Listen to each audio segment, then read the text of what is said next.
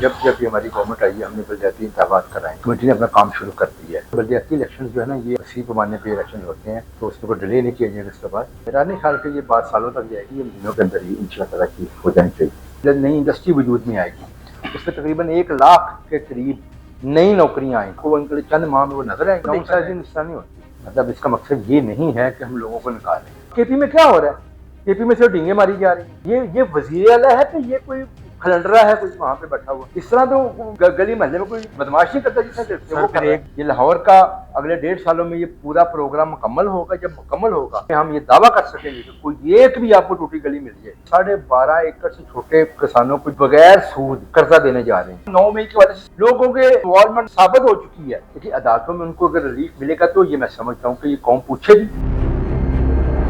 अस्सलाम वालेकुम नाज़रीन, आप देख रहे हैं खबरें डिजिटल। आज हमारे साथ सूबाई वज़ीर बल्दियात ज़ीशान रफ़ीक साहब हैं। आइए इनसे गुफ्तगू का आगाज़ करते हैं। अस्सलाम वालेकुम सर।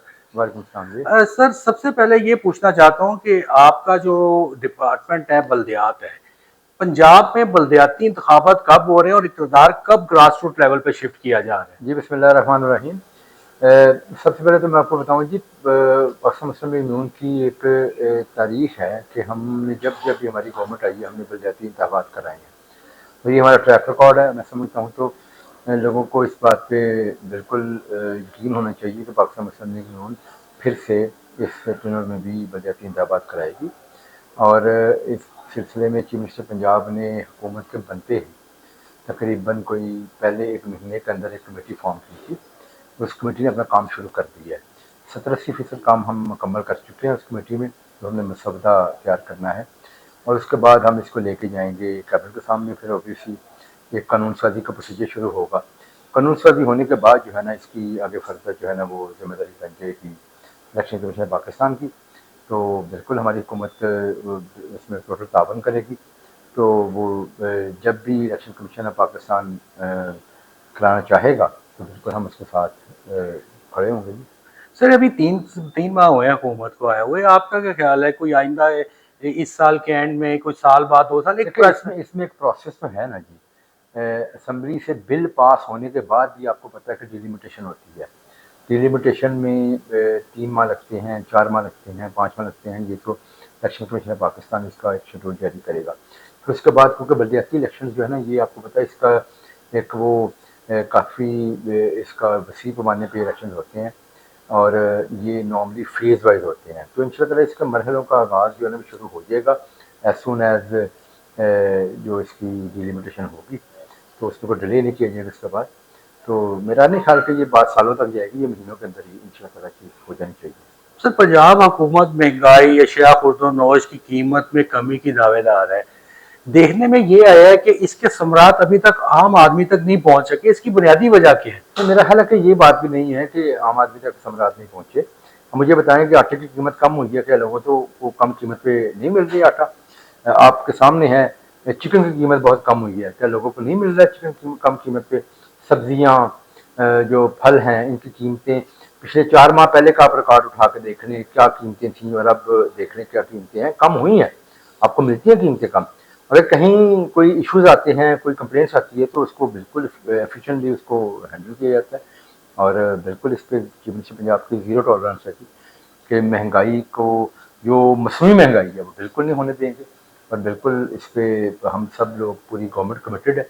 और आप देखें रोटी 14 रुपये की है, 14 रुपये की रोटी मिल रही है। अगर कहीं को कंप्लेंट आती है उसको बाकायदा एक्शन होता है पूरी तौर के ऊपर। नहीं सर, जिस तरह आपने फरमाया कि बिल्कुल इस बात पे 14 रुपए की रोटी है, कुछ मुकामात पे हमने देखा भी है, कुछ मुकामात पे जहाँ पे हुकूमत नहीं पहुंच सकते, जहाँ पे वजीर नहीं पहुंच सकते, जो प्राइस कंट्रोल मजिस्ट्रेट हैं सर, वो उनकी उनकी कारकर्दगी पे प्राइस कंट्रोल सिस्टम से जो पुराना चल रहा था उससे चीफ मिनिस्टर खुद भी सेटिस्फाइड नहीं है और वो एक नया सिस्टम लेके आ रही हैं। लेकिन जो हमारी डिस्ट्रिक्ट एडमिनिस्ट्रेशन हैं बड़ा एफिशिएंटली बड़ा इफेक्टिवली इस पर काम कर रही हैं। अगर कहीं कहीं कोई कंप्लेंट्स आती हैं, होती होंगी कहीं ना कहीं कोई छोटी मोटी कोई कोताही होती होगी, जो होती है उसके ऊपर सख्त एक्शन लिया जाता है, लिया गया इससे पहले भी। हर मरहले में जो अच्छा काम कर रहे हैं उनको सराहा जाता है, जहाँ पे वो काम नहीं उतना अच्छा हो रहा उनके खिलाफ एक्शन लिया जाता है। सर, पंजाब हुकूमत जनूबी पंजाब सूबे की ख्वाह है कि बन जाए, एक तरफ पीपल्स पार्टी ने भी असम्बली में कहा, जिसपे एक कमेटी बनी, ऑपोजिशन का भी कहना है कि इसका जो सेक्रेटरीट है बंद कर दिया गया है। क्या इसमें असल सच्चाई क्या है? देखिए जी, मैं एक बात बताऊं, मैं आपको इस पर ज़ाती राय अपनी दे सकता हूं कि जो सेक्रेटेरिएट बना गया था जो भी पंजाब का, वो एक्चुअली सिर्फ मैं समझता हूं कि आंखों में धूल झोंकने की कोशिश की गई थी। एक्चुअली वहाँ पर हो क्या रहा था, वहाँ कुछ नहीं, बस चंद लोगों के ज़ाती मफादात थे जिस सिलसिले में वो चीज़ें की जा रही थी। सूबे का जो काम है वो हमारी जमात की पॉलिसी बड़ी वाज़ेह है। हम कहते हैं सूबे बनने चाहिए, लेकिन वो बनने चाहिए जहाँ पर नीड बेस है, उसके मुताबिक सूबे बनने चाहिए। और आपको पता है जनूबी पंजाब सूबे के हवाले से भी दो राय पाई जाती हैं। एक राय ये है कि जनूबी पंजाब सूबे को बनाया जाए, एक राय ये है कि भावलपुर को सूबा बनाया जाए। अब देखिए यहाँ पे भी इख्तलाफ पाया जाता है। आप कोई भी काम करेंगे, वो काम आपने किसी न किसी एक पैरामीटर के तहत करना है। कोई एक सेट प्रिंसिपल तय करें, उसके मुताबिक काम करें। और मैं समझता हूँ ना सिर्फ पंजाब, पूरे पाकिस्तान में जहाँ जहाँ ज़रूरत है सूबों की, वो बनने चाहिए, ताकि लोगों को जो उनके जो मसाइल का हल है वो उनकी दहलीज पे मिल सके। नौजवानों की एक बड़ी तादाद पंजाब में बेरोजगार है। साबका हुकूमतें भी नौजवानों को लारा लगाती रही हैं, नौकरियों का, वसाइल का सारा। आपकी हुकूमत इस बारे में क्या कर रही है कि नौजवानों को बरसरे रोजगार बनाने के लिए कोई इकदाम उठा रही है? देखिए, मैं आपको एक बात बताऊं कि हम कोई उस तरह के नारे नहीं लगा रहे कि करोड़ नौकरियां देंगे, 50 लाख घर बनाएंगे। वो ऐसी बातें इससे पहले की गई जो डूएबल ही नहीं था। हम तो अपने अपने डिपार्टमेंट्स के अंदर जो मैक्सिमम हमारी कैपेसिटी निकल पा रही है, हम वो नौकरियां लेके आ रहे हैं। अब मैं आपको बताऊं कि हम लोग 17 पंजाब के जो नेक्स्ट फेज में जा रहे हैं, जिसको में हम इसको आउटसोर्स करेंगे और एक पूरी नई इंडस्ट्री वजूद में आएगी। उसमें तकरीबन 1 लाख के करीब नई नौकरियां आएंगी और इंशाल्लाह आपको उनके लिए चंद माह में वो नजर आएंगी नौकरियां। सर, ये इमरान खान वाली नौकरियां तो नहीं है? नहीं 50 नहीं, लाख अब मैं तो चंद माह की बात कर रहा हूँ। मैं तो चंद माह की, हमने उन नौकरियों की सिर्फ दावा नहीं किया, उन नौकरियों के साथ पूरा प्लान दिया है। हमने ये कहा है कि 200 हर 250 घरों के ऊपर एक सेंट्री वर्कर हम दे रहे हैं पूरे पंजाब में। ये हमारा प्लान मौजूद है। तो आप खुद अंदाजा लगा कर देख लें, पंजाब का हाउस होल्ड निकाल लें और उसके ऊपर आप निकाल लें कितनी नौकरियां मिलती हैं। फिर उसके ऊपर आपको पता है सुपरवाइजरी स्टाफ होता है, उसके अलावा बाकी भी और भी स्टाफ वहाँ पर होता है। तो ये सारी चीज़ें मिला के 1 लाख नौकरी इंशाल्लाह सिर्फ लोकल गवर्नमेंट डिपार्टमेंट जो है ना वो आपको बना निकाल कर देगा। पंजाब का किसान आज भी पंजाब हुकूमत से नाखुश है, इसकी क्या वजह है? देखिए, मैं इसको नहीं तस्लीम करता कि वो नाखुश है, कि चंद लोगों ने इसके ऊपर आवाज़ उठाने की कोशिश की है। मैं एक बात तो आपको बताऊं, ठीक है, वीट का एक इशू हुआ, उसको सेपरेट रख के देखें। बुनियादी तौर के ऊपर जो आपका ये किसान पैकेज इस दफ़ा हुकूमत पंजाब लेके आ रही है, इससे बेहतरीन किसान पैकेज हो ही नहीं सकता था। असल में आपने किसानों का बुनियादी मसला वो हल करना है। मैं सिर्फ आपको एक मसले की तरफ निशानदेही करूंगा। मुझे बताइए, छोटा किसान है, वो जो फसल की काश करता है तो किस तरह करता है? वो मार्केट से लोन उठाता है, वो बड़ा महंगी जो है ना वो बड़े हाई रेट के ऊपर वो लोन उठाता है, 20% के ऊपर वो लोन उठाता है। लोन उठा के फिर वो अपनी फसल काश्त करता है। फिर वो जो सूद की उसने तय किया होता है, असल भी वापस करना होता है, सूद भी वापस करना होता है। तो जो सूद है असल में उसके मुनाफे से जाता है वो। तो हुकूमत पंजाब देखें, 12.5 एकड़ से छोटे किसानों को जो 5 लाख के करीब नंबर बनता है, इनको वो बगैर सूद कर्जा देने जा रहे हैं। जब हम कर्जा उनको देंगे, ये वो कर्जा होगा जो हर फसल से पहले वो ले सकेंगे, और जब फसल को वो बेच देंगे उसके बाद वो जमा करा देंगे, फिर वो कर्जा उनके लिए अवेलेबल होगा। तो ये देखें ना, ये कैसा सिस्टम हम बना रहे हैं ताकि किसानों को परमानेंटली इस जो सूद वाली लानत है इससे जान उनको छुड़ा के उनको एक बिल्कुल साफ सुथरे माहौल में कर्जा प्रोवाइड किया जाए। तो ये उनके लिए एक बहुत बड़ी, मैं समझता हूँ कि उनके हक में एक बहुत बड़ी काविश है। इसी तरह और बहुत सारी चीज़ें की जा रही हैं, जैसे एग्री माल्स की तरफ हम जा रहे हैं, ताकि ये जो ओवर बिल्डिंग की जाती है, ये जो चीज़ें मनपसंद प्राइसेस पे बेची जाती हैं, ये ना हो। और आप ये भी देखें कि क्या इनपुट सस्ती नहीं हुई, डीएपी सस्ती हुई कि नहीं हुई? आज आज की डेट में पिछले 2 माह से आप पिछले 4 माह कर देख लें और आज देख लें, डीएपी सस्ती हुई, खाद सस्ती हो चुकी है। तो महंगाई भी कम हो रही है, किसानों के लिए चीज़ें भी सस्ती हो रही हैं। और इंशाअल्लाह ताला किसानों को एक ऐसा ये कार्ड उनको मिलेगा, किसान कार्ड, ये पैकेज उन तक पहुंचेगा, तो मैं समझता हूं कि पाकिस्तान का, पंजाब का किसान असल में खुशहाल होगा। सर, आपने जिस तरह बताया कि ये तो बड़ी आपने इनिशिएटिव बताए हैं, किसानों के बारे में, जबकि ऑपोजिशन क्या मतलब गिरफ्तारियां नहीं हुई किसानों की, उन्हें मार रोड पे फेंटी नहीं लगाई गई, इस पे कितनी सजा है? और ऑपोजिशन तो इस पर सियासत करती रही है। मुझे बताएं, हाँ, किसानों के इससे पहले एहतजाज आपने मुर्शिदाबाद में देखे हैं, क्या क्या नहीं होता था उनके साथ। इस दफ़ा भी चंद किसानों ने एहतजाज किया था भीड़ के मामले के ऊपर, लेकिन मुझे बताएं कहाँ पे कोई ऐसा वाक़या आपको नज़र आया कि कोई बड़ी कोई पुलिस चढ़ दौड़ी हो, कोई ज्यादती की गई हो? ऐसी चीज़ें नहीं की। इसमें कोई सच्चाई नहीं है हाँ, आपकी। इसमें कोई, आप मीडिया हैं, आपने कहीं देखा कोई ऐसी चीज़ें? ये तो जो हमारे मुखालफिन हैं, जो मुखालफ जो सियासतदान हैं हमारे, पीटीआई और बाकी जो लोग हैं जो हमारे मुखालिफ बैठे हैं, ये लोग तो उनका काम ही सिर्फ इल्ज़ाम लगाना है। आप मुझे बताएं कि इनकी सियासत को अभी तक अगर आप नहीं समझ पाए या कौम नहीं समझ पाई तो फिर हम इसमें हमारा क्या कसूर है? वो सारी उनकी जिंदगी की सियासत है क्या? उस पर इल्ज़ाम, उस पर इल्ज़ाम, उस पर इल्ज़ाम।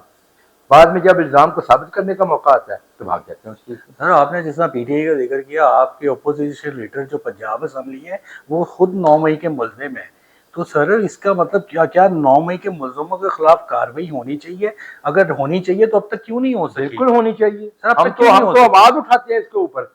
अब देखें ना, हुकूमतों का काम तो नहीं ना उनके खिलाफ कार्रवाई करना। अगर कोई इन्वेस्टिगेटिव एजेंसीज हैं, उनका काम है कि वो इन्वेस्टिगेशन करके उसके अदालतों के सुपुर्द करें इस केसेस को।